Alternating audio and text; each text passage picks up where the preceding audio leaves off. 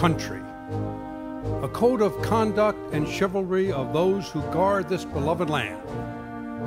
An ideal so noble that it arouses a sense of pride and yet humility.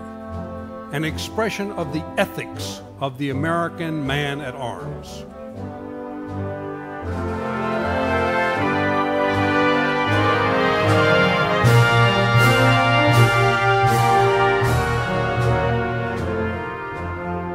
Duty, honor, country. These three words build courage when courage seems to fail. Regain faith when there seems to be little cause for faith. Create hope when hope seems forlorn. The American man-at-arms, above all other people, prays for peace, for he must suffer and bear the deepest wounds and scars of war.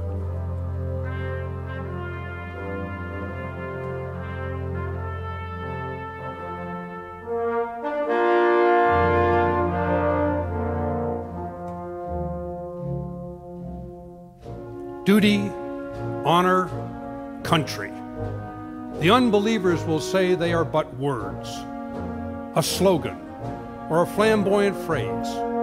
Every demagogue, every cynic, and every hypocrite will try to downgrade them to the extent of mockery and ridicule.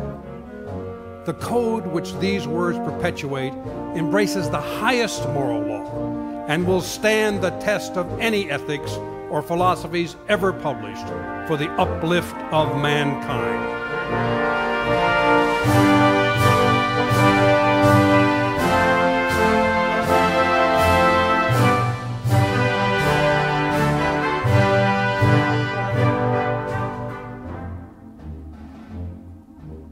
Around 1,000 campfires, on 100 battlefields, listening for the witching melody of faint bugles blowing reveille, far-off drums beating the long roll. This is the story of the American man-at-arms. His name and fame are the birthright of every American citizen. In his youth and strength, his love and loyalty, he gave all that mortality can give. He has never failed us.